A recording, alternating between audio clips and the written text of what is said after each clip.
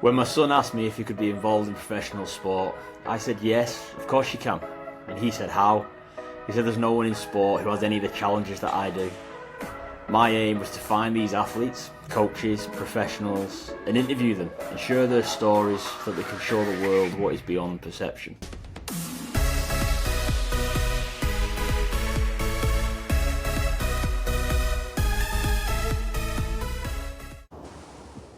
Hello and welcome to the Beyond Perception podcast, a podcast created to explore the world of sport and the people who are involved in it, from the athletes, the coaches and the staff who are both on our screens and behind the scenes. And further to this, we want to delve deeper into the neurodiversity and physical disability of our guests and learn what it takes for them to be where they are and inspire the others out there. This week, I'm joined by my co-host Reese. Reese, this is your first appearance on the show. How are we feeling? I'm good, a bit nervous, but as people probably know about me, I can talk for Britain, so this shouldn't be anything new to me. Sun is shining outside, so yeah, good to crack on. Excellent, and obviously you should be nervous because the previous host and co-host have been outstanding, as the viewers and listeners will have seen. What are you hoping to get from being involved with us today, and what do you want to take from our conversation with our guest? Well, as you know, Greg, I'm a authorised sport agent with the RFL. So for me, I want to help give another level to the clients that I represent and also the sport in general. So I'm a fan of rugby league, I'm a fan of football, I'm a fan of big name sports in the UK, and having athletes come forward and tell their story and their neurodiverse conditions, it only helps me be more aware of what is out there and how I can then help them with their conditions if needs be. No, really, really good, and it's good to have you on board. And it's obviously a different voice, different opinion. So it'd be nice to get your take and get some of your questions and the way you're going to be thinking about it. No doubt that'll be different to maybe some of the ways I'll interpret what our guest's going to say today. But also, what I think is really important for everyone to remember is that we can't do this without their help. So if they can like, subscribe, leave any comments below, share the podcast with their friends, we'd much appreciate it. The more we can grow this podcast, the more guests we can get on, the more we can keep getting our stories out there and everybody else's stories, so that we can all be learning around neurodiversity and sport itself. So don't forget to like and subscribe. Now, today's guest is a really interesting one.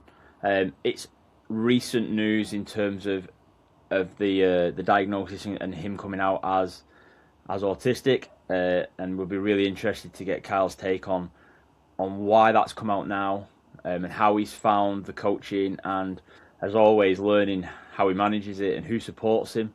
So I'm really looking forward to getting Kyle on, and should be another good show. Let's get into it. So viewers, like we've always said before, just make sure you've got everything you need. Get your brew, get a notebook and a pen if you need to make some notes, but get yourself settled in as we welcome our guest, Mr. Kyle Trout.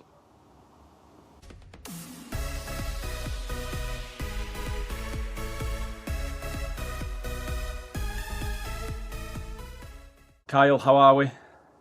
Good, thanks, mate. Yourself? Yeah, really good, thank you. Really excited to get you on. We've already had a little bit of a chat offline, but really keen to explore and share your story and learn about you. And I've got no doubt our listeners and our viewers are gonna really enjoy our conversation. And I want to get straight into it. I want everybody to just understand who we're talking to. So when we say this is Kyle, who is Kyle, and what is it about you that we want to learn?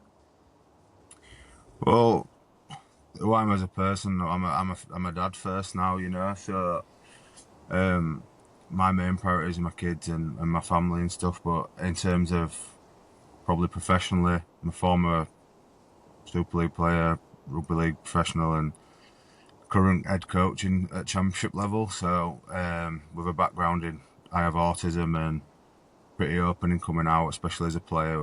One of the first ones to openly sort of come out and project that when I was at OKR, and yeah, mate, it's just an opportunity to try, and now in coaching especially, I'm just looking to try and help people avoid some of the pitfalls I made, whether that is with a known neurodiversity or whether it's just brackets normal. I just want to try and help people, mate, and give a bit of support that I felt like I could have helped myself with a little bit.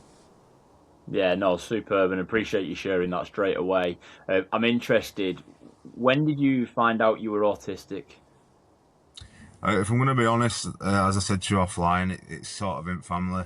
Um, it's been a running joke. I'm one of four. It's been a running joke since we were kids that one's diagnosed and worse one ain't. And then when I were at LKR there, Tony and Sue, who I mentioned quite a lot in interviews, we've come across head coach and welfare officer, just sort of really helped me out. They got me in with a sports psychologist and stuff like that. And as I said, throughout the majority of my career, this is when I was sort of 28, where I'd left it so long and just tried to manage it and keep it a bit under wraps and try and act as normal as I could, if you like. Because it obviously wasn't known about and whatever. Got me in with a sports psychologist, and he sort of put me through this thing straight away and just said, "Well, do you know you've got autism?"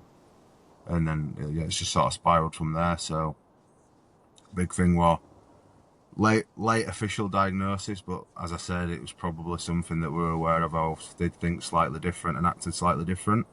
So yeah, it's just a lifetime thing. Okay, and when you were growing up, obviously you were playing junior rugby, maybe some other sports. Did you have any inkling at that point that something was just different about the way you interacted or the way you got yourself involved in sport, or was it just a case of it was you and the family, and it was just what would have been, like we said, normal to you guys? I think, if I'm honest, from a young age, I did sense I did think things slightly different.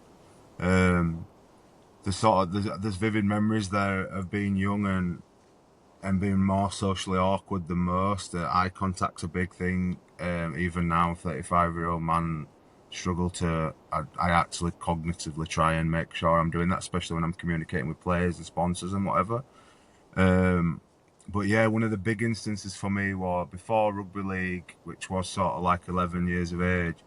I was gymnastics and football. At quite a high level on some sort of pathways at Manchester United as a goalkeeper, and one of my coach's feedback when I got released at, like I said, at 10, 11 there was he's not interested, he don't make eye contact, he's not interacting very well with coaches.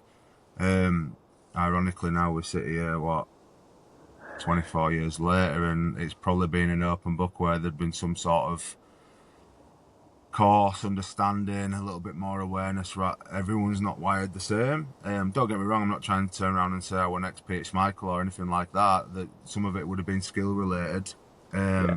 But yeah, for the main sort of feedback being that, and then yeah, like I said, I always have one of them people who'd turn up to a team sport and I'd wait outside, be first there, but wait outside till there were a good number of people going in, just so there were no attention on me. And then right up to sort of my later playing days. Again, going back to Tony Smith, I vividly remember him turning around and saying, you're looking and you're in these conditioning drills or wherever, and you could be out in front, you're looking round, you're waiting for someone to catch you up. Likewise, you're having a bad day and you're not really yourself and you're somewhere near back and you're just looking to make sure you're not back. And it's just one of them things, trying to avert a little bit of attention. So, yeah, again, there's patterns there. Obviously, with autism, there's some strengths with that as well. One of mine is I do believe I'm good at recognising patterns, and I did spend a lot of time as a quiet, awkward kid listening a lot more than I spoke. So I do believe I've got a decent grasp on individuals, and that's why I want to try and throw my in-ring coach in there and try and get best out of individuals for a one collective goal. And like I said, just avoid some pitfalls I think I cost myself as a player. Yeah, no, I think that's really, really interesting. And before, I know you've mentioned pitfalls a couple of times, but I just want to ask you a question regarding the idea that, like, when we talk about neurodiversity, we sometimes say, like, as people, we might mask. So you've talked about, like, how you try and avert attention from yourself by maybe being there first, but coming in as a group. How else in your, I suppose, in your career as well, how else have you tried to mask, and what sort of things would that have looked like, and how has that then developed from you? It's so rigid in terms of similar things, just diverting attention, but it's so varied in what that would be. Obviously, as a professional athlete, you come in day one of pre-season, for an example, there'd be you come in and you do your bench press, your pull-ups, your squats, your fitness testing, whatever it be, and I'd wait until everyone's out of gym and then do mine. Sort of like that embarrassment of what if it's wrong? What if I look different? I know I feel a bit different. So what if it's noticed? If that makes sense.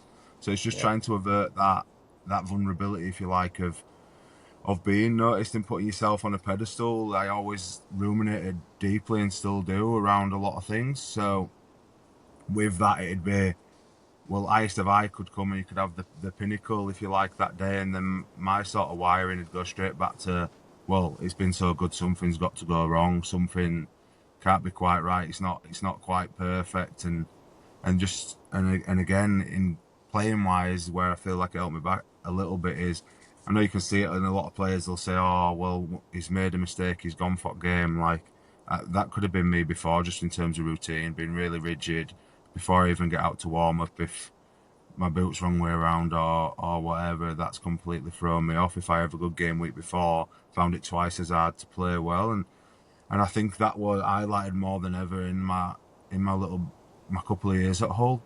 I think in and around that COVID time, I had some good performances, and then also the next time it sort of I didn't, and that's being brutally honest. It's not that really I was doing anything wrong, but there's a famous thing to me that Tony said on my debut at Wigan away, and that was Kyle did some good things, but he looked like he was trying to not make a mistake rather than showing us who he is. And I think that one sentence in someone who's known me for 2 weeks sort of epitomised me in terms of performance anxiety and some like the lack of empathy I had for myself, really. Obviously it's easier, and I know this is quite open, it's on a lot of podcasts and a lot of conversations where we all treat other people way better than we treat ourselves. And yeah, I just got stuck in that cycle, mate, if I'm honest. Trying to avoid them things. Didn't really want to put myself out there. If there's an event on and you could be networking, I'd be the quiet one, and sort of if I didn't have to be there, I wouldn't be, just because I didn't want the social pressure and stuff that I really struggled to deal with behind closed doors. That now in reality, I wish I would have just held my hands up and been like, look, this is what I'm struggling with. And but it probably wasn't, without making it an excuse, it wasn't the environment there, especially in a big macho sport. Obviously going and training with first team at 16, 17 years of age, and going into that environment with some great people, and this is not on anybody else, this is just how I struggled with it. I had some great leadership around me and stuff like that, but the running joke were like, oh, shut up Kyle, because I just didn't speak. And then it's not putting yourself out there. And then, yeah, like I said, mate, I think we're jumping ahead a little bit here, but Tony Smith and Sue are biggest two people, especially in sport, at my time at OKR there, that is literally probably where I am now. I'd never had an interest in coaching. I've also struggled with communication sometimes. I definitely don't mask very well what I'm thinking. I might not communicate brilliantly, but it's a bit like that Gary Neville meme that's going around social media where he's doing all these faces when someone's talking. It's like, this is my coaching video meeting and I'm trying to be quite clinical, and obviously you know where you stand, but the strength of it is, mate, I've got a decent understanding now, and I'm comfortable in my own skin, and obviously that helps with what's happening now, with a lot more support, a lot more awareness, and the opportunity to try and help. I'm happy being quite vulnerable now in it, and because I don't see it as a massive deal now. So yeah, it's just trying to, we're jumping ahead a little bit, but trying to get the culture we're trying to develop at the club I'm at now, to have that inclusivity, a really good bond in a short space of time with such a big turnaround. And then, yeah, some of these life experiences, mate, I think do help. Obviously, I've got good people around me to try and help me portray that and get my message across in different ways. Yeah, I think really good how you've explained that. And I don't know Tony, but I know Sue from a short period of time working with her, and she is brilliant at what she does. And knowing how caring Sue is, I've got no doubt how supportive should have been to help you. How did your teammates support you? So we know previously they'd have said things like, "Oh, shut up, you've not, because you're giving us a headache and you've not spoken. You might have done things different." But how did this change, or what was the shift like when players were more aware of that you were autistic and that you just had a different way of approaching things? If I'm going to be honest, I don't think it changed much, but that was probably, again, in an individual circumstance. more beneficial to me than making a bigger deal out of it, if that makes sense. Like I said, I'm quite a detailed thinker. I do.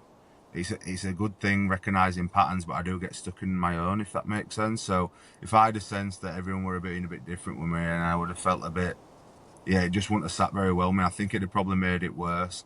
It wasn't an open thing that we spoke about. There's probably other people in that team that were dealing with some form of ASD. Yeah.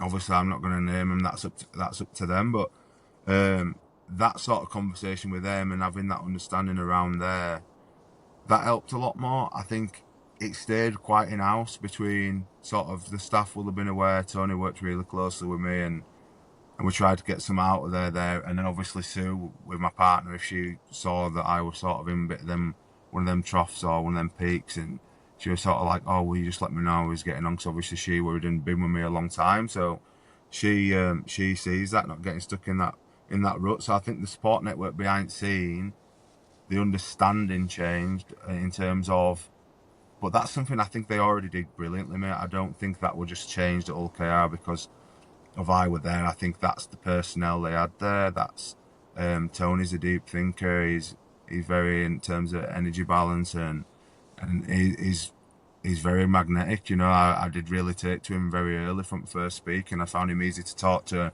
and balance his energy well, and he's pragmatic. Sue is just one of the best human beings who has ever had any dealings with me in terms of just general support and never wanting anything, and going under the radar a bit. I think it's getting more and more spoken about, and rightly so, by people she's worked with. But that's the pinnacle of player welfare that I've had a dealing with. I think a lot of every team's doing that now, which is brilliant, and probably was so then.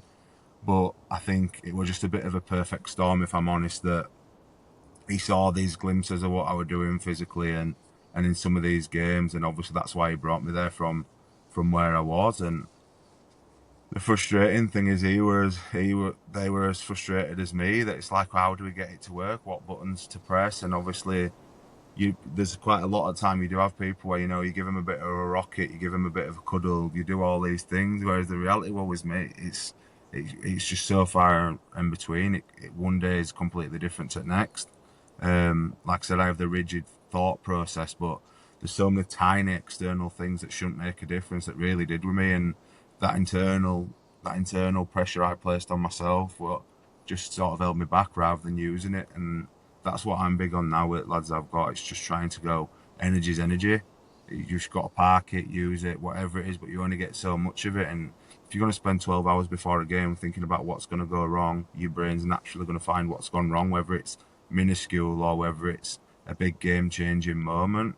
And then it's letting that go. You know, it's learning to let it go and accepting it for what it is, and then understanding the process rather than the thing. Like, my big thing is, though, that one individual moment just becomes an obstacle in my mind. It's not just a one decision. It's that one thought leads to 10 questions, that leads to 20 sub questions, that leads to a million different journeys and paths I can take. So that, like I said, that remuneration, it just can stick there for a long time. And that sort of thinking pattern and process is something that I think's getting more and more spoken about. I think that is obviously the difference in neurodiversity, hence the name. It's sort of in your brain, it's how you're wired and them sort of things. But yeah, mate, I think, like I said, I wouldn't be where I am right now, even though I've got that, resentment's a wrong word, but I've got the frustration of not fulfilling my own potential. Well, maybe. Obviously, it's a maybe now, but I feel like that's the case. But the reality is, without that, I wouldn't have the motivation and the drive to put hours I'm doing in part-time now in that coaching thing, see where it can go and try and help other people. So there's a silver lining on everything. And look, if my playing career had to be that for me as a coach, and hopefully over years, 50, 60 players being slightly better off from an environment, or one or two seasons with a little bit of a different thought process behind them and help them, their thinking process and stuff, then I'm happy to have had that as a career, because like I said, my focus is my coaching career, and not making the same mistakes now.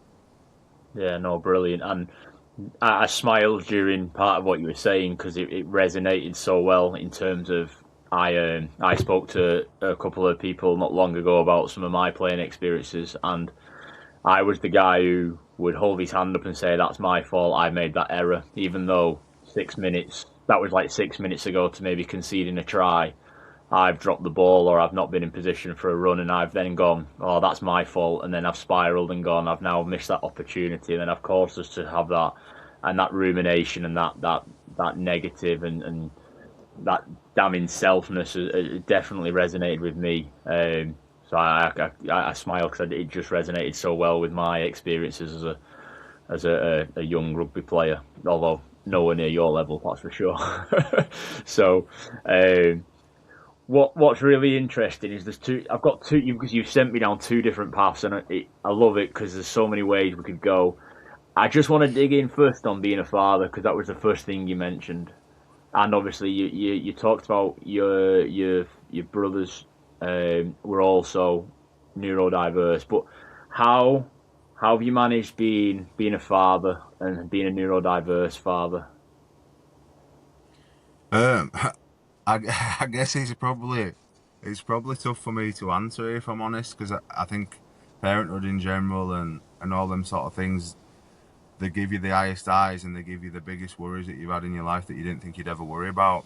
Um, but like, and as to most people, and rightly so, obviously my family are sort of the pinnacle of my world, that centre of that universe there, and that starts with my boys and my nieces and nephews. And look, I'm from a very, very privileged background in terms of I've got great parents who had strong and stable grandparents, and they were lucky to be in my life for a long time. Like, my parents just did everything around us. Their life revolved around us, and now it still does. They'll come and watch my team play. They'll drive down M62 or wherever Owen's playing, and we all went to Wembley when Owen played for England and all that sort of stuff. And then in between, as like I said, there's four of us. I've got two brothers who are flying in their own right. They've got their own interests. They've got their own families, and they're doing really well. And that's a source of pride for me. Like I said, I am privileged in them ways.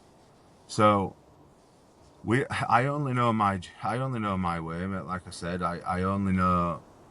I don't know if it's right or wrong. I had my oldest two kids very young, and obviously there's some sort of, now I've got a little bit older and I've got a younger child, and realised that I probably dealt with them more like my mates than I did my kids, if I'm honest. And I don't mean that in a bad way, but like some of it's really positive as well. Like, a lot of places I did do anything, like me and my eldest especially would be, if I went to play basketball, he'd come and play basketball. If I went to every, he'd be there. And I think it kept me really grounded. I do think it gave me more pressure internally than I realised.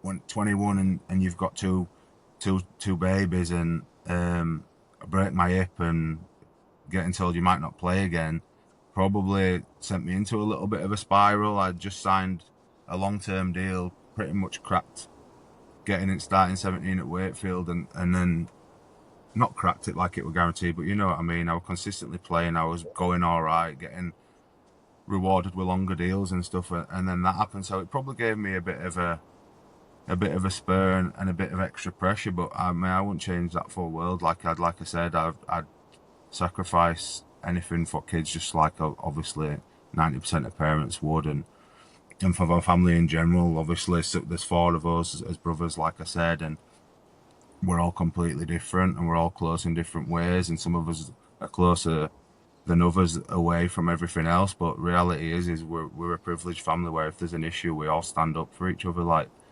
if you need a bit of support, everyone does just send you a message and do stuff like that. I don't mean physically go fighting everyone. I mean, obviously, a bit of support and stuff like that. Although with some size of my brothers, they probably do that as well. I was going to But say yeah, that you've got some good size behind you if you did need it, though, haven't you? yeah, they have. Yeah, that I think I'm one. Me and Chris, who's the next in after me, because I'm eldest. We're smaller than the other two, but we're still a decent sized humans. But yeah, like I said, Yeah. mate, I've gone a little bit off away from just my kids to my family, but I think that's just to highlight how important they've been to me. Like, we've been supported. I have always had that safe space to sort of go back to where it is the norm. Like I said, Reese is had autism and ADHD diagnosed from a young age, and it was sort of the rolling joke, as I said off air, that he's diagnosed and you're the worst one, like you're way worse, like as a bit of banter between brothers. But yeah, we've had different journeys. We've been blessed with a really good family, and like I said, if anything goes right or wrong, then we're first ones to cheer out, first ones to support. So that has helped in a lot of ways. Like I said, I have a lot of frustration around certain stuff that, as we all do, where I feel like maybe I feel I were better than I was or could have been, and no one else Yeah. did. But I did always have that thing. And then going back to my boys now, like I said, all three of them have ASD. What the oldest has ADHD, the younger two have autism, and the middle one has autism and ADHD. All sporty, all on different sort of journeys. My oldest is back playing rugby now after we had a little stint in Australia when I was playing and coaching over there for a little bit. He got love of that back, which has been nice for him to see. He's changed teams and the club's really looked after him, and he's got a little bit of spirit back. My youngest son's rugby mad, and yeah, I help coach his age group at rugby league and dealing with them. And then my youngest son's just a firecracker. He's a gymnast at the minute, so it's a little bit different. So, but more importantly, mate, I think it's just trying to, and I am aware that I'm probably a little bit clinical at times how I speak, and in terms of the level of detail and understanding I'm expecting to have at such young ages. But I think we've got a good relationship and they know where it's going. And like I said, I'm conscious of I can be a little bit more empathetic with my kids. I do think that is one of the areas, just like I said, socially, it's a bit like, come on, you're all right, get up. And then afterwards, I sort of have time to think and like, that's how you think, but is that what they needed? And get back into that spiral of thinking there. But yeah, like I said, I've gone off on a bit of a tangent again, but it keeps me grounded, mate. I think I need to learn the balance between talking to them like they're my players, and 20-year-old blokes, and giving them too much technical information, and remembering that sometimes they just need a cuddle as well, do you know? So, but that's where, again, going back to my family, my partner's great with that. We are literally opposites. She's loud and she's out there, and then hypersensitive, and then obviously I'm a bit more robotic, but we've got a good balance going on, mate. And like I said, everyone's going to have a little bit of turmoil. The teenagers or getting to teenagers, so the oldest is a teenager, so he's having all his moods, emotions, and all that. But he's got his mum, and he knows if he wants a straight answer, he comes to dad. If he wants a cuddle, he goes to mum. So he could be a bit better at it, but we've got a balance. That sounds great. I just want to throw it back, really. You kind of touched on the rugby side when you were playing, and obviously you have had a long and lustrous career at many clubs. You know, not just the Wakefield and Hull KR and Super League. You know, you've played on a lot of sort of Championship, Second Division sort of games as well. And you mentioned Tony Smith and Sue at Hull KR really stood out as people that you really navigated to with your condition and how they sort of not just coached you, but sort of helped you navigate as well. I just wondered, how did you navigate personally with clubs and coaches that didn't give you that, not what Tony and Sue did? And with that, what aspects of Tony and Sue have you taken into your coaching side? Yeah, so yeah, like you touched on. I mean, I think technically I've been signed to four places. I think a lot of it, I have played at a lot of places. The irony being so socially awkward.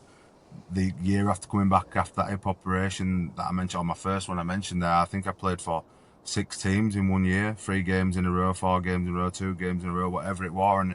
And like I said, I signed I'm not trying to throw anyone under the bus here, but I signed a decent deal for 5 years at Wakey. And it were a case of, right, he's been off his feet for a year, let's get some money back. I'm going to be completely honest, that's what it was sort of like back then.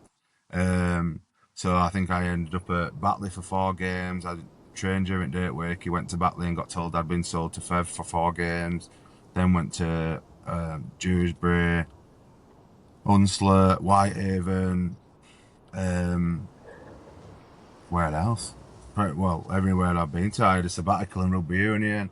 I've been sort of all over, and if I'm going to be honest, I can't really have an in-depth analysis on anybody else. The reason the Wakefield and Hull come up is not just because the pinnacle of it. It's because that's where I spent the most time consistently. Obviously, I was at Wakefield from 16 to 25, and then, like you say, I even on that back end there, I was sort of 3 weeks there, 4 weeks here, doing whatever. So I had a couple of instances as a younger person coming through when I was training full time, but obviously playing for the under 18s at Wakefield. So I had a bit of time with John Kieran and Beans, Paul Broadbent, and that is more rigid thinking. That is sort of like man managing and managing the team and stuff like that. And then that's not a negative on them. That's just how it was, and it didn't really do me any harm. It just didn't really spark that interest in terms of knowing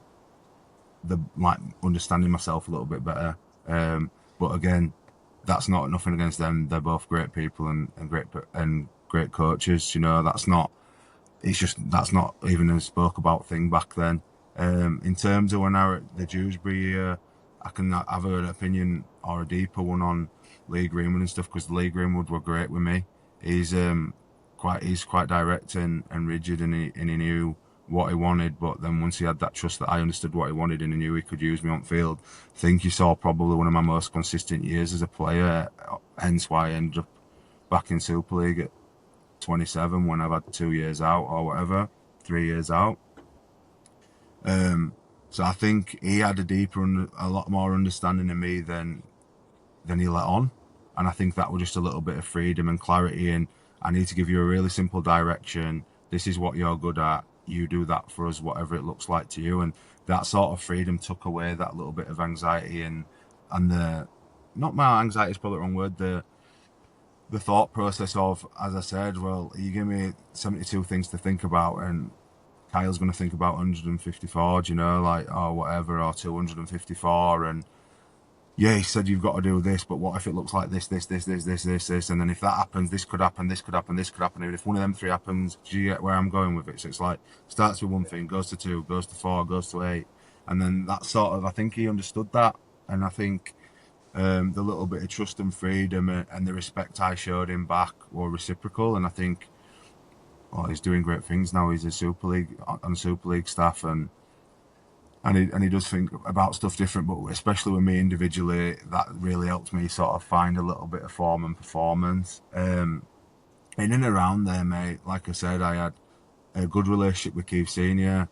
Full circle moment, he's my director of rugby now, so I take it to club and say, Keith's leaving Bradford, he understands me and he's dominant, he'll tell me when to rein in, when to pull back, and I respect him, can we have a look? And then club did, and that's been great.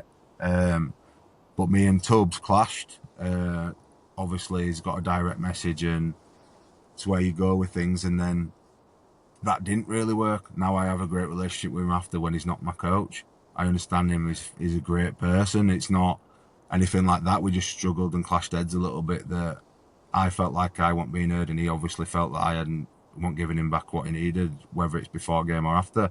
I had a short spell under Brian McDermott, very similar. Brian would speak to me and give me a lot of time, but it wasn't really getting us anywhere. And then he even said, and it's sort of like good players and good coaches don't always get best out of each other. Sometimes you just got to accept it, and it was a personality clash, and it didn't really work. Brian's resume speaks for itself. That doesn't mean he's a bad person or a bad coach. Likewise, I knew I could play better than I was playing underneath him. That's sort of reality, and mate, that's broad spectrum, as you know, in any job, let alone sport. If you're not sort of compatible and you don't really resonate with each other, especially in terms of a leadership role and a working role, as you're trying to work up there, someone who's got a better relationship is gonna get more out of you. It's reality. You do need that trust. You need that transparency, which I realised earlier. So Brian had come to me and be like, "You ready for today?" Yeah. And I was like, "Yeah, sound." And I was always pretty laid back, and I understood what he wanted. But now I realise he was sort of playing mind games, and what Brian wanted was someone to go, "Yeah, I'm going to run through a brick wall and give you all this energy and all these guarantees," which socially and verbally just didn't mean. and obviously that put a bit of a stumper in there. Like again, the irony and the frustration is Brian's last conversation to me is going when when you're on, you can either be you're untouchable at times. If you choose not to get tackled, like you're fast, you're big, you're strong, you're skillful. But then there's other times where you go, how's this guy played so much Super League? Because he looks like he's not interested in playing rugby. And that's the balance I had and the frustration through my career. So they all flew up different, like I said. Like, I mean, the reality is I didn't crack it when I went back to Hull, even though they put me in some pathways that helped me crack off field and find something after playing. I just sort of didn't do it in time. Now, whether that would have been when I was 18 to 21 and a little bit more adaptable and a little bit more sort of, I don't know how to describe it, but a little bit more pliable in terms of my thinking. Like, there's not a lot of pressure on you. You're pretty fearless when you're younger. Then maybe that would have helped me a little bit more, but we never know. Well, that's something we'll never know, but that's something I'm interested in trying to find out as a coach. Like, like I said, I'm frustrated with what I did as much as next people, and I've seen the frustration in the coaches now. Sometimes it's an harder pill to swallow, knowing that you're capable of doing something, but you're just not consistent in terms of whatever it is you're thinking, your process, your performance, or all them subcategories because of your thinking. It's a bit harder to swallow than if you just couldn't do it. And yeah, like I said, I've got boys now, mate, that are at club. Like I said, my children themselves are ASD and the different people to me as well. And obviously, they're from my environment. They grew up in my household. They see the dad thinking how he is and the mum how there is, and and the different people to what I am. But they've got a bit of understanding for it now. I just want to make it aware that I can try and support them through their journey or whatever it is, however long I'm around for them. And I don't mean that morbidly. I just mean it factually. Like, obviously, hopefully, I'm gone long before they are. You know, so whatever I can give them while I'm there, that's great. And then likewise with my players, the first thing I say is I go around and meet every single person, which again is something I don't normally like doing, but I understand that's my role now. And I need to do it for the culture and sort of my goals where I want to help take Hunslet and where they start like my identity as a coach and the identity of my teams moving forward. Go meet them people and say, look, you give me 100%. I'm not bothered if you're perfect. I'm not bothered that it needs to be work on. Like, that's the stuff I actually like. I'm a young coach. I actually like being hands-on, probably too much at times. But you start taking piss and then my effort's going to mirror that, like it's team first. And unfortunately, it's bit us on bum a little bit with bodies at minute, but people have had to move on because already this year and even at back end of last year when we had 13 bodies available and relying on loans and last minute Joe Regis and Michael Knowles coming out of retirement for us and all these sort of stories, it's so frustrating now looking back because I'm quite pragmatic and process driven as a coach because I understand the value of it now. Don't get me wrong, I fly off handle, I'm a bit angry at times and stuff like that and struggle to communicate, but I am process first, I am team first, and I do think we've got a very transparent environment. I don't think any player can turn around and say I've ever lied or sugarcoated anything, but I think the reason why it's quite well received at minute, and look, proof's in pudding in a few years' time, not just off a 6-month coaching career, but I believe it's well received because it's always with respect, it's always with a let's try this, and it's always with the back story that they know that we're going to put our time where our mouth is for them, and I care about every single one of them, and not just because they're rugby players for me, because I see them as the journey rather than who they are and what they've done before or after here. Like my biggest thing, and someone said this, like what sort of your measures now? What would you measure yourself on as be successful? Like my measure of success is one, turning Hunslet around culturally and giving them some fight and some consistency. And mate, we've scored some good tries. We've got some good structuring systems that are slightly different to other teams in place that we're just a fine line away from at minute. Longer term, it's how can you progress these individuals before myself? Like, I'm not jumping to go, let me try and get into this full-time coach environment as an assistant. Let me go try and go to academies, whatever it is, or them sort of things. Like, I'm aware that that what sort of gamble they've taken until weekend of 34-year-old head coach who's been retired for 2 minutes is a pretty big gamble, and but I do see it as a sign of respect. At first, I was sort of like, oh my god, back to playing mentality of what a pressure this is, and then now I'm like, well, no, you've obviously done something right. You've been an assistant coach for 2 minutes. They've come to me. I didn't apply for the coaching role. They've come to me in house and said, will you come to a board meeting? Will you tell us what your ideas are? And then gone, right, we want you to be coach. Like, so I think we're well connected. We're on the same wavelength at minute. Hunslet as an identity, as a club, on and off the field, the thought process and where we're trying to take it, the direction is aligned. And then, yeah, like I said, ideally, get some of these young boys who maturity, thought process, struggling with consistency, physically, whatever it is, we can get them in our environment. Obviously, they've got a base level of playing ability that comes without saying. There's something there, but we don't compete financially. We don't, like, in terms of, we're not going to spend 500,000, 800,000, whatever some of these big clubs are playing. Like, I think it's fair to say Sheffield's pack probably were our playing budget a weekend, in terms of what they're paying out a minute, which that's not an excuse. We lost that game. Like, I'll put my neck on line now and people can argue all they want with me. We conceded too many soft, easy tries off errors that we're trying to get out of a game. But I think the progression from week 1 to week 4, when they've only had 5 games to each other, and the identity of our defence and the bit of flair we're playing with is a good sign of progression right now. And that's where we're trying to advance it. Obviously, the clarity, and it happens for every team. Every team will click later on because it's always hard at the beginning of the year, but especially when you turn over 15 players or whatever we have, it'll be how it keeps evolving and the depth of understanding. Because it is, like I said, you've got to be patient. I said this to Radio Leeds. I have got to be present and say, we're actually not coaching any different than other teams. We're probably uncoaching some things that you get taught. The fear of dropping the ball, the fear of all these things.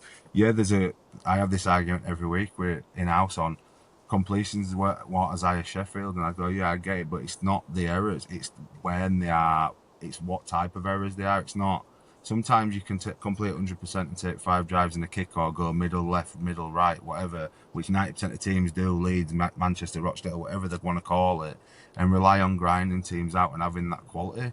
We want to be a little bit different, like I said, and that's because of how we think. I think Bradford do something similar. They've just proved a point of difference so far. I think he's got them playing with a bit of flair and a bit of skill and a bit more like old school, if you like. And it's better to watch, in my opinion. It's better to watch. It's harder to defend. And how do you game plan against something when it's an evolution? But yeah, again, I've gone off on a tangent, which I'm guilty of. But it's one of them things. Like I said, bottom line is my measures for me as a young coach is, who can we get in our environment? How do we make this environment longer term a prospect where people aren't coming to retire anymore? They're coming in to add to it, and be a stable, consistent presence there, rather than like being up and down, knowing where we are financially. Obviously, we have backers and doing them proud and showing where the money's going and why it's going where it is and for what reason, with a really transparent environment. As a coach, I want to be a little bit different. Like I said, we don't have the budget to go and pay top teams and that sort of thing. So it's a case of, how do we bridge that gap of getting these boys progressing and knowing that they're coming somewhere where they've got a bit of a safety net. Obviously, there's pressures of playing. It's professional sport. It's a results-based business, and I'm not happy with how we've started. If I'm honest, I think we've cost ourselves 3 games in terms of results. But right now, I'm comfortable in saying it's a privilege to have a bit of frustration saying we could have won these games. The reality is, before this year, where we were at, they probably weren't expecting to win it. And expecting is probably the wrong word, but I'm getting at. And I just want to progress players, mate. If someone can leave me, give me a message and go, do you know what? Like, it really helped me how you being there. Then I know I'm on the right wavelength. Do you know what I mean? It's not about anything bigger than that for me at the minute. It's about just knowing that someone's either, hopefully it's with us, like I said, and we're progressing, we're one of them top, like, better teams, and people want to be here and stay here unless they're going Super League or whatever. obviously at Pinnacle would be if someone gets a call up and go play. And we were hands on with a few people last year. Obviously Noah and George and people like that who were unbelievable players, and just I'm not saying we did worlds with them, but coming in, giving them that playing experience, giving them a bit of support, and then they've gone and flown. Like that's nice to see. That's like watching one of your some like I said, one of your family, one of your whatever, like someone you've actually invested time in and go in. And it's not about taking plaudits for it. It's not about taking responsibility for it. I'm not trying to say that one of our players goes and signs Super League next year. I'm going, yeah, that's me. That's all us. That's me, Keith, Michael, and Dave. No, I'm not saying that all. I'm just saying, right, when I'm trying to sell this environment now moving forward, there's a little bit of evidence to go, well, if you don't believe us, go speak to whoever, go speak to Billy, go speak to whoever. And I think the good thing where I'm at, mate, is there's a few players who are like, oh, if you want to stay in, I want to stay in last year. And for someone to come in, have 6 games or whatever right at the back end of the year, and I know I will behind the scenes a little bit, means that message is resonating.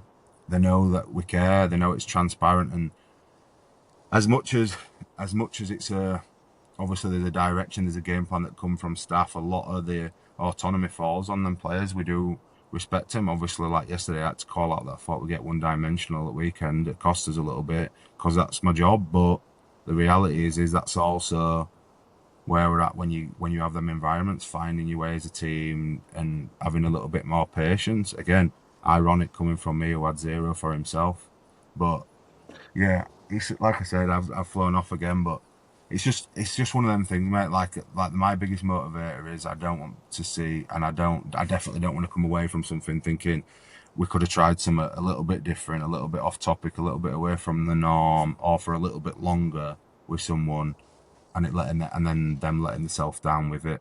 We can't make anyone do anything, but I can make sure that when they're committed to us, we're committed to them, and I think that goes a long way, especially in part-time rugby.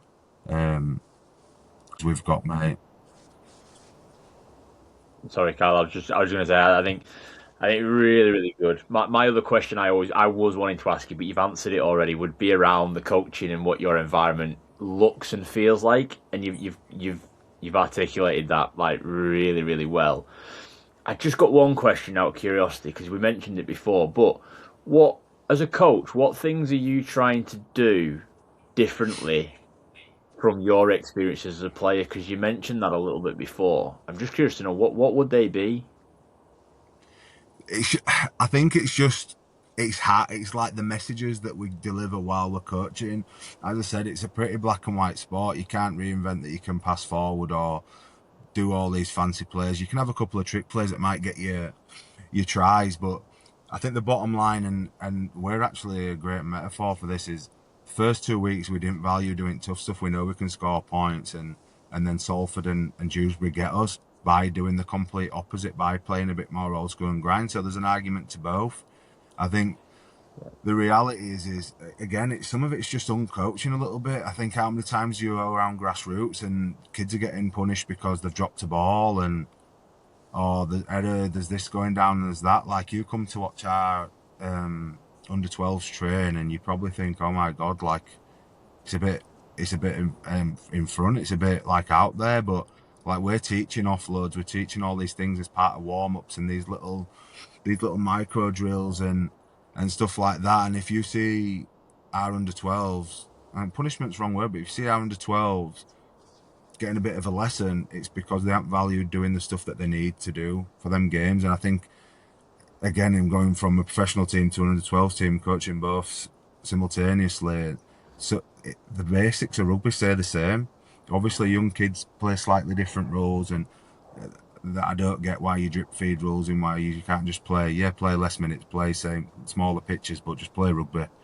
But anyway, it's the messages that we're giving in between. Like if you're coming and you're rolling a bit of a dice there, and you go in to score, and we need to score, or it's against grain, then I'm gonna applaud your bravery. Like you have to be brave at times. Like I said, going back to Tony's message, I got more messages saying he looks like he's trying not to fail than looking like he's trying to show us what he could do. That is the last thing I want people to say about Hunslet. Obviously, it's finding the nice middle ground that takes time of going, don't complete 100% if you're going to take 6 tries, but don't complete at 30% and do what we did against Huddersfield St Cup, where we get 2 good ball sets in their 20 and kick it, play 1 and play 2. Like there's one's like my biggest or my favourite phrase at the minute is we're urgent, we're not frantic, and then it's defined the definition between the two. Obviously, if you're urgent, you're still composed, but you're moving at a better cadence. You've got you're getting it right where you understand where you need to be. You're very present. If you're frantic, it's reactionary. You're relying on just coming up and being good in that moment, responding to stimulus, whether it's someone making a break, whether it's someone challenging, whether it's a barge over try. And I think, again, the reality is at the minute, that's the bit that's biting us on bum. We've conceded 3 or 4 from kicks. We've conceded 4 barge overs, maybe. We lost the game by giving 5 penalties away and then kicking goals. And in both games, we've sort of kicked it, and the transitional moments turn into 50, 60 metre transitions. They're not controlled tempo. So, yeah, it's composure. It's definitely flair. We're a skill-based team, like I said. We're very autonomous in terms of we expect, like I say to the boys, you're 17 here and I don't want you to be you. I say it to one of my front rowers for a couple of years. It's like, I want to play for his country. So I'm like, yeah, sweet. Well, you've got called up. That's step 1. But then it's like when they're starting to come and we're playing against teams where the coach is there or whatever and he's trying to change, I need to do this today. I'm like, no, you don't. You're in the team because you do that. You do this for us. And then it's like I said, it's making sure I know who I can lean on. Like, I've got a good leadership group, like I said, reining that respect in and going and saying, right, this is the message, you understand it, but I need you to deliver it now. It can't just be, there's a dictator and that's not my style as a staff. It's not my style at all. And like I said, there's times I need to adapt as well. But yeah, without going off on one even further, like I said, I think it's uncoaching a little bit of that fear of failure and coaching the energy, coaching the moment, coach the understanding of the moment. Like right now, where we're presented in this game at minute, is it, i.e., the try just before half time, Sheffield scored. Right, who's coming? Who's the personnel? Who's my teammate? What are his traits? What needs to come next? How does my skill match up to what's coming next? That takes time. But it's a team game, mate. A lot of squads have got some very good individuals or very good sort of like team. After that, they just rely on individuals making breakdowns and someone else making errors. Whereas I want these guys to express themselves. I do believe in challenging from wherever. I think 80% of teams defend the same, put everyone in scrum lines, especially in yardage, and just say, right, you come and just try and beat us up through middle. And we probably could do that, arguably, our backs, especially last week. I think as a unit, we've stacked really well. But yeah, going back to that, I think how do you stack your units for a performance? If you're gonna, especially in grinds of games, do you have to go so boring? No. If your depth, if your width, if your awareness of what's coming at you, all these things are on, is moving 2 passes further along line high risk? Reality, no. Like I said, the irony is, do you want to run straight into smack a 4 forwards and get belted if you're a 70-kilo winger? That's more high risk than passing to space, in my opinion. And then how do you respond from that? And then, like I said, that's without going too much into detail and giving our game plan up to a degree. It's sort of like we rely on spine being composed. Obviously, they're conductors, getting us around, knowing when to stack these wins, where to put kicks, where we are. Middles, I think they've been doing outstanding. We've had a real ferocity the last 2 weeks. Obviously, I'm not going to talk about the first 2 weeks because we just weren't at races in them effort areas. They had real ferocity and understanding, and there's some skill in there. And then our back five's been mental. We've been, I think, last week against Sheffield, they don't get out of the 40 for 8.5 minutes until a penalty. Week before at Rochdale, it's 13.5 minutes. I think if you're going to start a game like that, especially this week when we received, you give yourself a chance to show your flair, don't you? And like I said, we want flair, but you need patience. That's my opinion and my perception of completion. Are you better off? You need to take your big moments, is what I'm saying. And yeah, you need a baseline of completion because you need the energy. Going back to the energy battle, but I think the playing so orthodox, especially in our unit, this isn't disrespectful to them as players. This is because of how they've been recruited for us to play this way.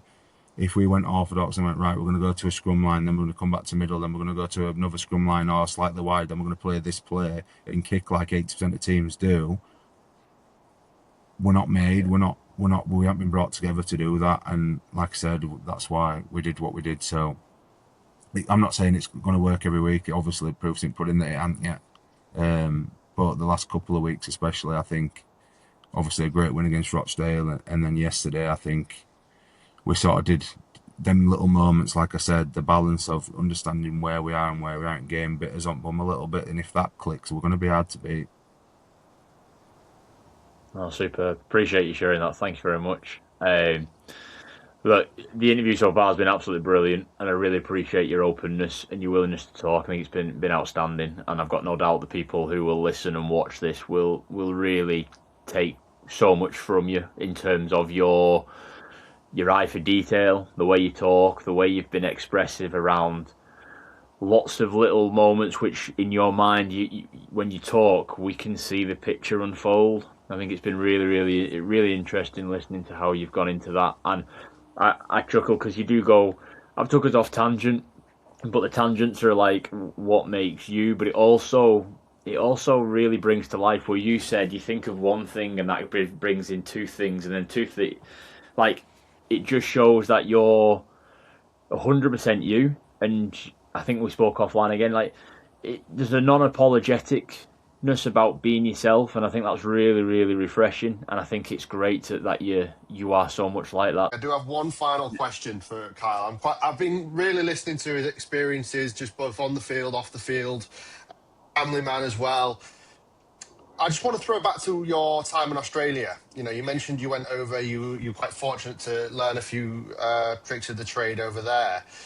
How do you think that the whole sport in general is becoming more diversified with people like yourself who have neurodiverse conditions? You know, you see the likes of more inclusion from the RFL and a lot of public speaking now coming in, like our other co-host, who the audience will meet, you know, down in a few weeks' time. She talks about how mentally and psychologically it can take a toll being in professional sport. So I wondered how us in the UK and overseas as well, how different is it over there compared to here, and how are they being more inclusive there compared to us?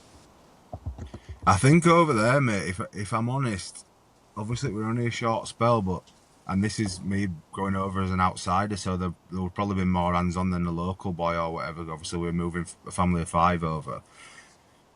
But I think it's just the balance of life, mate, if I'm honest, with rugby side over there. I think the rugby is not like an event where there's a few people doing it and they're actively having to really push the game or restrain it in any way. It's a little bit more, you play rugby from being 7 years of age, you play on, like I said, you play on a tiny pitch and they do things a little bit different. You'll have bib if you're a first receive, which means he has to pass it or whatever. But in terms of inclusion, I think it's just, when you're there, it's just a bit more open. I think the weather helps because you're out and you're socialising more and you're sort of in their environments that you do see in grassroots as well. Like you do see it in grassroots, you do see it at professional games where you get your core group of fans that they know who they are and they catch up when they're there and they've got all these things. But I think for them, it might have been, it's hard to settle. Obviously, I've had a spectacle in France and I've had a spectacle in Australia. So the French thing really helped because I just pretend I couldn't speak French and I didn't have to speak to anybody. But reality is I knew exactly what they were saying because I speak French all right. But in Australia, I think just how we were there, the network of, it's run a little bit differently to here. So, and to be fair, France is run like this. The first grade club branches of the juniors play for the first grade club. So if you play for someone at Mackay competition, the juniors play at Mackay competition under the same badge, same name, same whatever. So a lot of boys either play in different age groups, but also the town itself, especially in North Queensland where I was, which is obviously vast. The community is a lot more connected. It's a bit more old school, like, you know, so and so's the mechanic, so and so's the pharmacist, so and so's the builder. You know, it's like each person's got the role to the community, rather than obviously it's a bit more hectic here, if I'm honest. It's a bit more, there's a bit less balance and a bit more work. And the weather definitely doesn't help, like I said. Uh, but in terms of inclusivity, it's probably 10 years behind here, if I'm, like, but you feel like, you feel like because of that, it's not an issue. Like I feel like in over here, we've bridged the gap. Now we're going, well, actually, we've labelled it now, and that's segregated. It's not segregated anymore. And I think over there, it's like they still say some things you definitely won't be able to say here in paper and on news and on TV. It's like the language, the lifestyle, and the bit more banter, ain't construed with malice. Whereas over here, I think we're a bit precious, if I'm honest. I know it's not a nice feeling being on the other side of it, but I do think we're a little bit precious, and I think there's a little bit too many things where some anxiety over here comes from what you can and can't say, or what they expect you can and can't do. Especially for me, younger, like I said, that's why I mask quite a lot, because it's sort of like, I know I'm weird, but autism were just weird. Then it wasn't that, oh, it's because you think different, and if you look at it this way, and if you do all that, it was sort of like, well, if I avoid it, they're not going to know. Whereas there, I didn't think it mattered if they knew or not. That's the truth. Obviously, they probably knew. They would have dealt with my partner, and like I say, my partner's, well, she's glue that holds everything together. Like I said, she'll go in and apologise if she needs to, if I hadn't done something, or I have done something even worse. And she'll sort of bury it around, and she'll have my back with it. So she probably dealt with it more than me.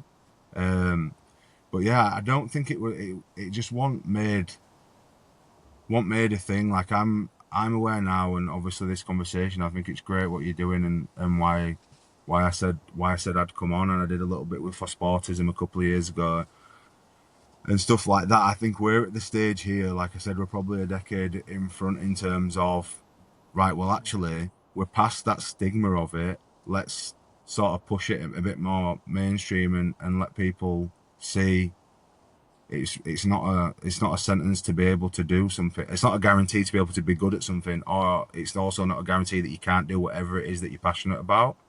And it's getting them support networks in place to help people thrive in it.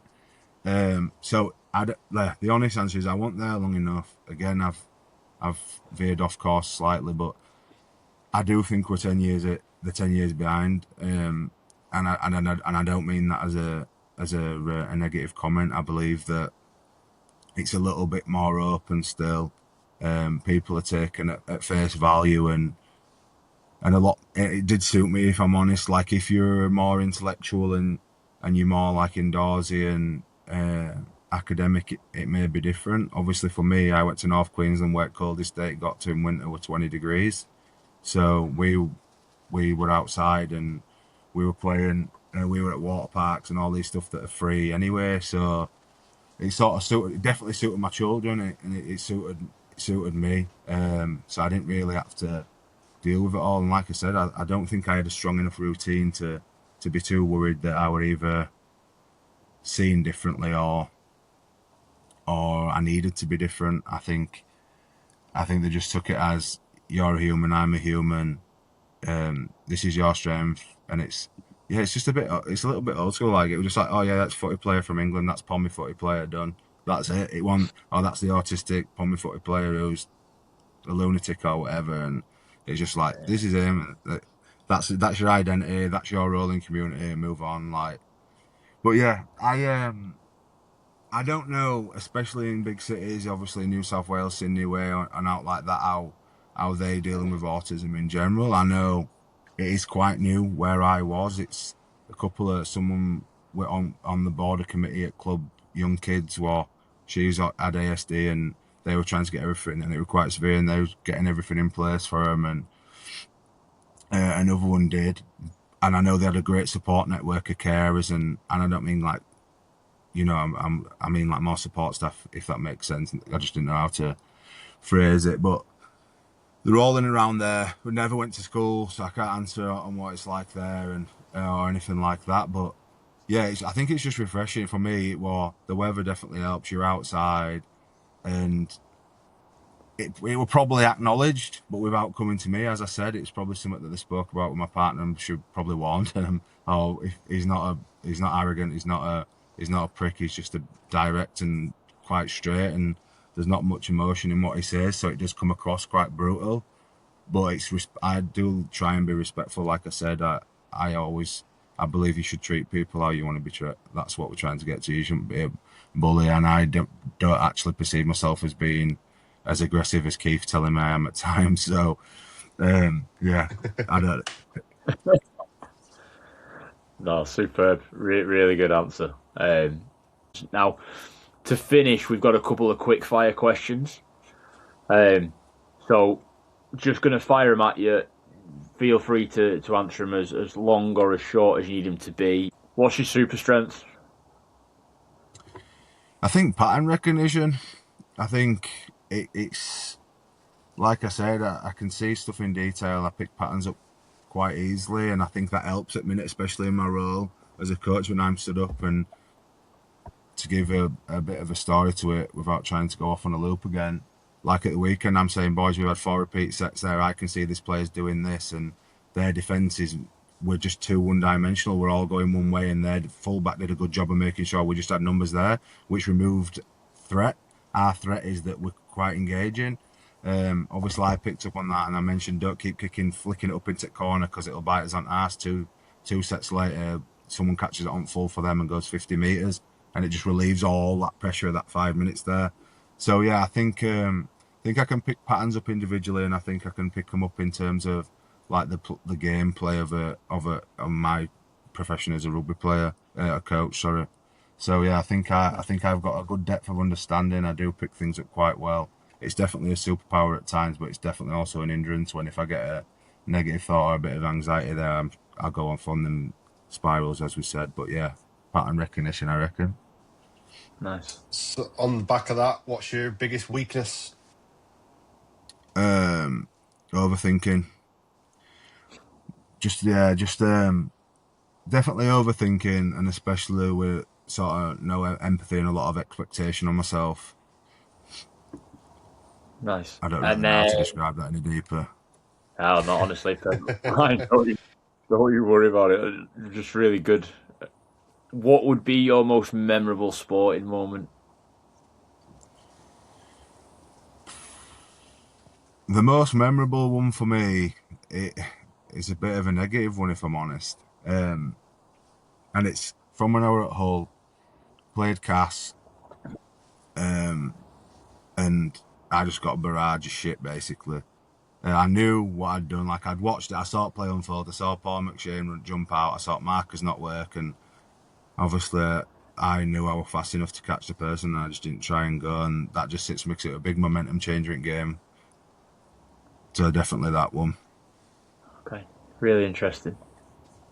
And just really on the back of that, then what's your biggest learning moment? Like what was your what was that moment that you thought, wow, I didn't know that. I'm going to adapt that into my day-to-day life, whether it be coaching or just family life. I think, I think it's, I think it were a stacking of moments. Like I said, I think it's, I sort of dealt with how I was. I had a little bit less pressure. I had some pretty traumatic stuff going on behind the scenes that year I went to all, family wise, and the freedom rugby became my outlet. And then I realised that actually, when you take some of that pressure away and you're not doing it for work, and with the greatest of respect in the world, I didn't really give a shit if I played or not. If that's, I think it's fair to say 'cause it's honest. Like at the time, I was sort of playing because everything had gone on and it paid bills and whatever. Then, but also when I got there, I realised all this sort of pent up energy and the bit of freedom league gave me a little bit of expression. And I think that was sort of phase one. I think then the irony, not the irony, but the follow up to that, what going to Hull and then going, well, actually, you've shown some, you've played all right, they've kept you again. You need to kick on now. You sort of, this is your opportunity. It's took a long time. You've been frustrated, whatever. Ability wise, I felt like I could have done. I do, like I said, but obviously the reality is performance wise, a lot of it relies on consistency, and I didn't have that. then moving that into Tony, seeing it a bit different and showing me them ways of thinking and just seeing how he was and how he responded differently. And it wasn't like all technical and this, it were all psychological, and it was all like just enigmatic. I just found him very magnetic, how he came across, how he presented himself, how he just his presence. And then the support of Sue made me realise that I was supported there, but it just wasn't clicking on field consistently, which obviously is a story in my playing career. But then after that, I sort of go and think, well, I could probably coach here. And then I had an injury.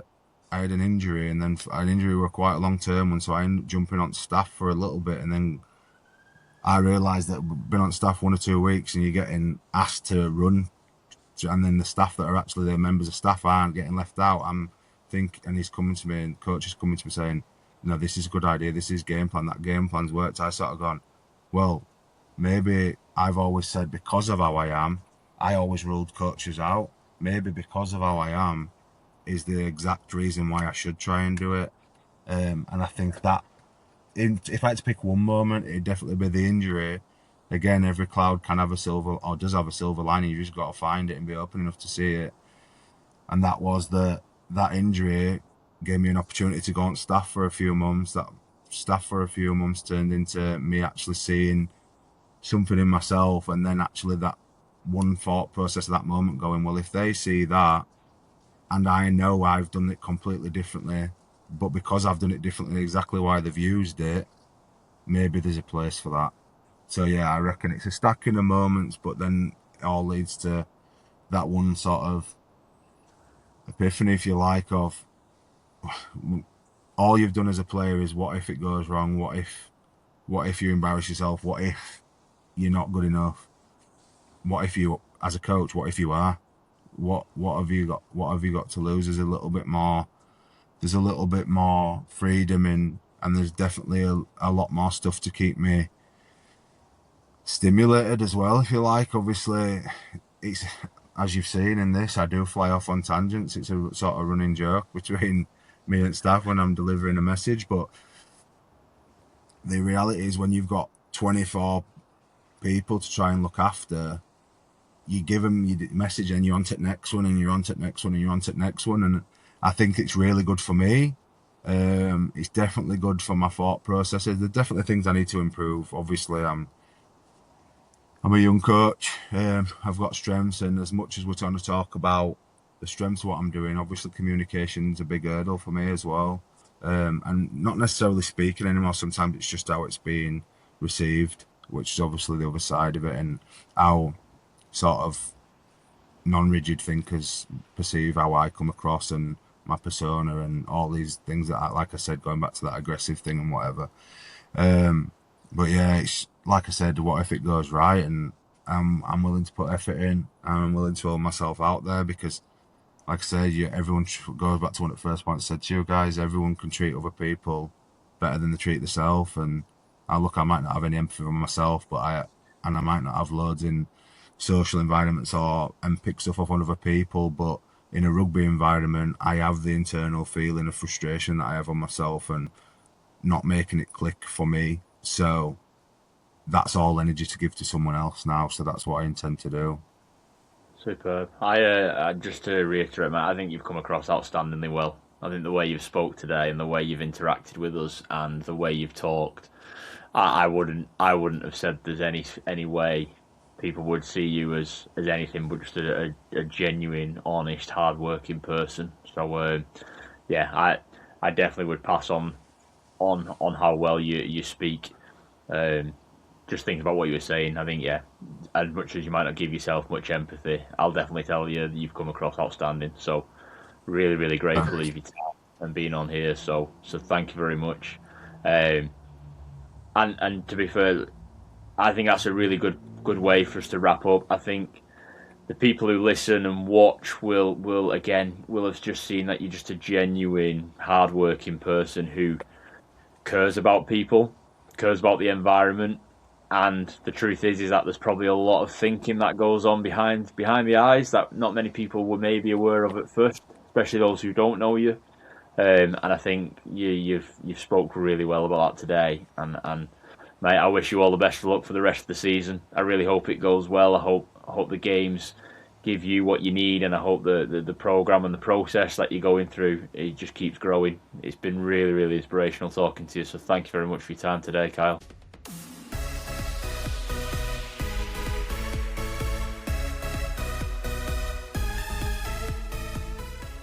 So yeah, that was a great conversation with Kyle. Really insightful as to what he has been through as a player and how he's transpired onto a coach now, and how to navigate through his neurodiverse condition. You know, being autistic is probably hard enough as it is in day-to-day life. So to having to navigate that by himself through his professional career until he obviously worked with Tony and Sue at AR. Obviously, you know a lot more about the neurodiverse condition than myself, Greg. But do you sort of resonate with some things that you mentioned there with your coaching as well? Yeah, 100%. I think that's one of the things I'm noticing. The more and more we have these conversations, the more I smile at probably the wrong points, and it's just because of the. It's nice in many ways to hear other people having similar experiences to what I go through. I definitely find that neurodiverse coaches tend to be very empathetic, and that's not to say coaches in general aren't, but the more I hear the neurodiverse coaches talking, the more I definitely see a resonation with how they interact with people. Um, I also I also just like the way he talks about the process, and the fact that the process was the thing that he goes after the most, and that's again from a personal point of view, that's something that I will definitely resonate with more. It's a people and an empathy, and then it's very much process driven. Um, so yeah, definitely understood that, and I like I say, I just like the way he was talking around how there has been times where he's had to mask. There's times when he can embrace just being himself.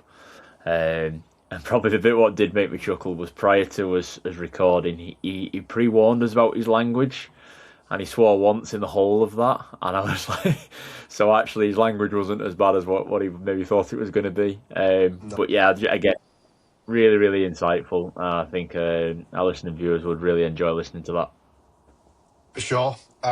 And as a rugby fan, I can only praise him for what he's done both on the field as a player and off the field as a coach. I think what resonated most with me is that 10-year gap that he said, the difference between us and how far we are. But, you know, with the likes of Kyle and more people, you know, coming forward and saying what it's like being, you know, neurodiverse in sport, or it'll go a million miles in the future. And hopefully so, you know, as a fan, I want the sport to thrive. Yeah, yeah, exactly. And again, the message what keeps being repeated time and time again is that these athletes, these coaches are not looking for anything different other than just the appreciation that we think slightly different, we have slightly different thoughts. Sometimes our brain processes it differently, but we love what we're doing. We're passionate about what we're involved in, and we want to be involved just as much as everybody else. So I think it's a really strong message that has consistently been repeated. Series 1 it came through a lot, and I think Series 2 is going to be exactly the same. Here to that, Greg. So I think we should leave it there. It's a good way to end. Until next time, thank you to our guest, Kyle, you know, our audience, sponsors, our partners. As you can see, the new partners on our new logo as well. So I'll catch you in the next one, Greg. Cheers, thanks for joining me. Take care, everybody. See you now. See you later, guys.